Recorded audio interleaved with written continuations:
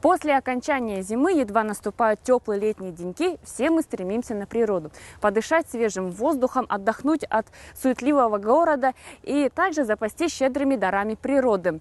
Также с наступлением сезона мы запасаемся такими вот спреями от комаров и мошек, а также обновляем свои знания о ядовитых грибах и растениях. И, в общем, готовимся противостоять всем опасностям природы. Чтобы лесная прогулка оставила только приятные воспоминания, информационный портал ЕСЯ расскажет вам о еще одной опасности, которая может подстерегать неподготовленного человека в лесу – о лесных клещах. Притаившись в высоких кустах или траве, это животное, подвида паукообразных, поджидает свою очередную жертву. Как только жертва приближается, паразит буквально бросается на нее, прочно цепляясь за одежду, а после уже перебираясь на кожу. Укус клеща не вызывает никаких болевых ощущений, поэтому для самого человека оно происходит после вообще незаметно. Нужно правильно одеться, когда собираетесь в лес. Это выбрать светлую однотонную одежду, желательно одеть на голову капюшон.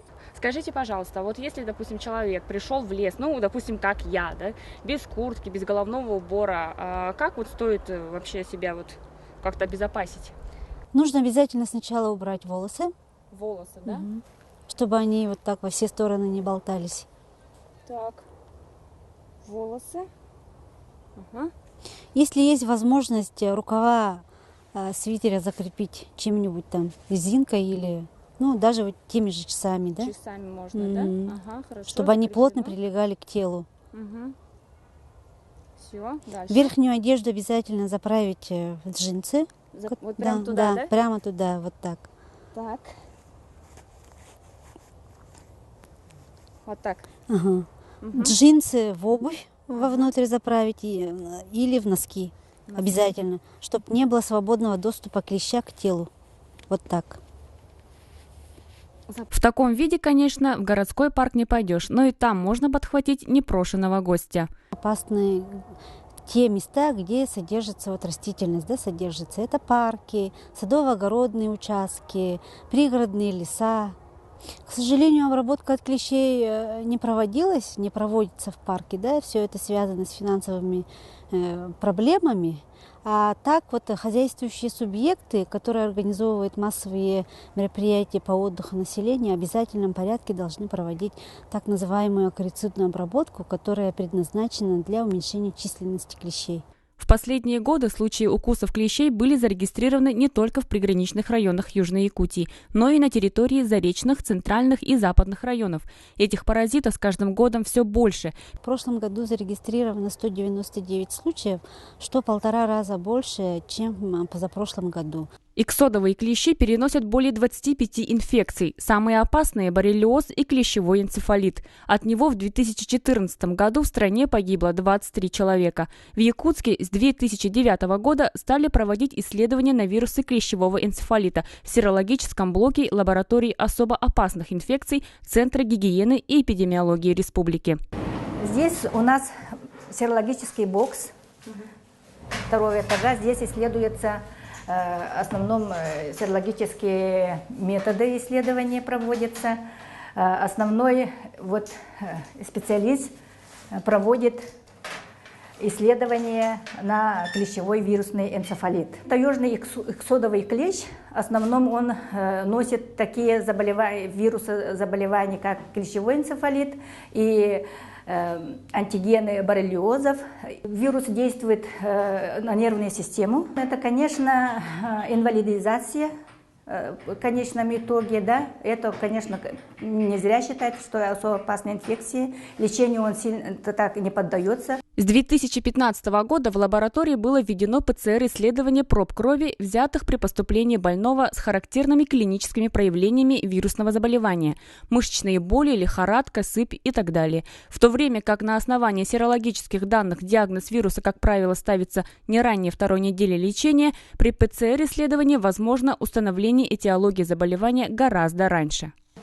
Так, в этом боксе проводится ПЦР-исследование. Это на генетическом уровне исследование инфекций разных, в том числе клещевого вирусного энцефалита. Используются мультиплексные тест-системы И на этом оборудовании проводится в режиме реального времени, исследуются клещи на 4 инфекции. Если вы все же стали жертвой клеща, то вытащить паразита самостоятельно в домашних условиях можно, но врачи все же рекомендуют обратиться к специалисту. Если возможности обратиться в травматологический пункт нету, значит, надо постараться извлечь клеща самостоятельно. Либо извлечь из кожных покровов или убрать его с кожи путем захвата под самый хоботок, как можно глубже. То есть не надо пытаться его оторвать, просто как можно глубже его зафиксировать. Лучше всего это делать пинцетом и круговыми движениями извлечь из кожи. Если не удается, тогда как можно быстрее обратиться в травматологический пункт. Клещ извлекается не сам конкретно, а с подлежащими окружающими тканями. То есть она иссякается и ранка ушивается. Итак, как же себя обезопасить, если вы находитесь в лесу? В первую очередь необходимо одеться, допустим, как я. Это должна быть плотная водолазка, прилегающая к телу, обязательно косынка, чтобы прикрыть голову, куртка или плащ, желательно длинная, ниже талии, плотные брюки, которые заправлены в носки, и удобная обувь. Также есть народная примета, что там, где есть муравейник, там нет клещей. И каждый час, естественно, нужно взаимоосмотр делать, чтобы проверять, нет ли на одежде клещей. Также есть еще один способ, скажем так.